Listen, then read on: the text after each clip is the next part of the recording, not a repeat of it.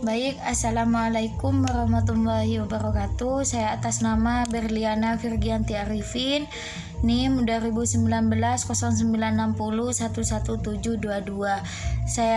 Saya di sini akan menjelaskan sedikit tentang manajemen mutu pendidikan. Langsung saja, di sini yang disebut dengan manajemen mutu pendidikan adalah manajemen berasal dari kata manage, artinya manager, yang berarti melatih kuda dalam melangkahkan kakinya. Mengapa kuda? Sebab kuda mempunyai daya kemampuan yang hebat. Dalam pengertian manajemen terkandung dua kegiatan, yaitu fikir, main, dan kegiatan tindak laku, action.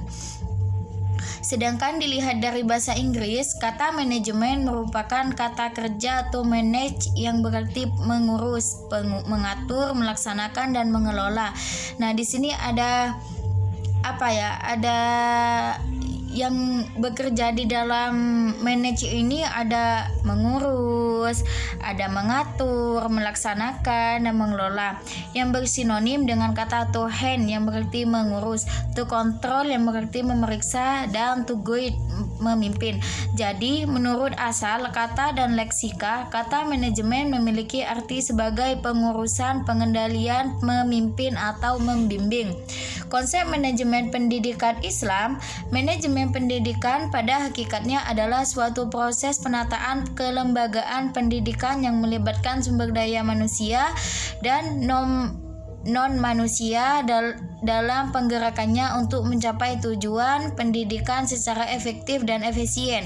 Di sini yang disebut dengan efektif dan efisien adalah tujuan yang nyata, yang sangat diimpikan dari sebelumnya, tujuan yang sukses, dan tujuan yang fleksibel begitu.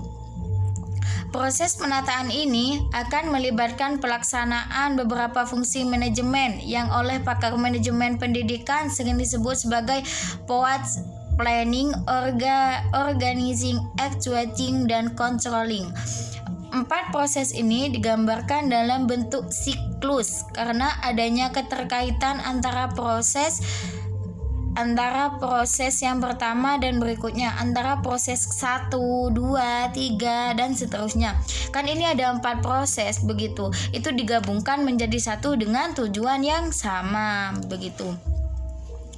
Begitu juga setelah pelaksanaan controlling akan mendapatkan feedback, akan mendapatkan masukan yang bisa dijadikan sebagai masukan atau dasar untuk membuat planning baru. Maksudnya setelah melaksanakan controlling ini akan mendapat sebuah masukan untuk membuat planning baru, untuk membuat acara baru begitu.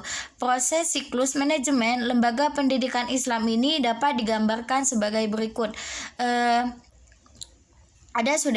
Pengelolaan sumber daya pendidikan ini akhirnya menjadi suatu sistem dalam lembaga pendidikan. Sistem dalam hal ini merupakan keseluruhan, mencangkup kesemuanya, yang terdiri atas bagian-bagian yang saling berinteraksi dalam satu proses untuk mengubah masukan input menjadi keluaran output, yang biasa diistilahkan dengan input-output sistem begitu.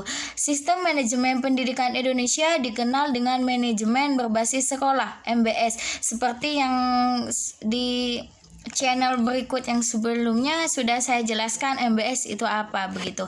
MBS pada dasarnya merupakan sistem manajemen di mana sekolah merupakan unit pengembalian keputusan penting tentang penyelenggaraan pendidikan secara mandiri dan juga memiliki karakteristik. Nah, di dalam pendidikan ini mempunyai karakteristik tersendiri begitu, yang harus dipahami oleh lembaga pendidikan yang menerapkannya.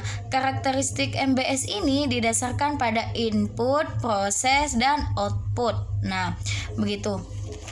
Dalam manajemen pendidikan Islam diperlukan 2 aspek yang terpadu, yaitu menyatunya sikap manajer dan leader yang berciri khas Islam atau yang diawali oleh ajaran dan nilai-nilai Islam. Beberapa ajaran dan nilai-nilai Islam ini yang terkait dengan pengembangan manajemen pendidikan Islam adalah sebagai berikut. Ada 4 ya. Yang pertama, Islam memulai dengan niat. Yang kedua,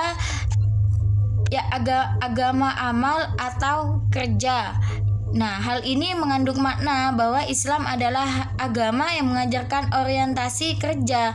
Nilai-nilai tersebut sepatutnya menjadi kekuatan mendorong dan etos kerja bagi pengembangan manajemen pendidikan Islam begitu.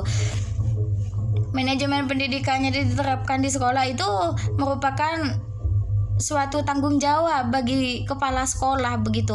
Yang berperan aktif dalam penerapannya itu ya adalah kepala sekolah itu sendiri, karena kepala sekolah mempunyai tanggungan dan misi untuk, maksudnya kepala sekolah itu ada di tingkat paling atas, di atas guru tugas, di atas guru kelas begitu. Itu kepala sekolah yang mengatur semuanya.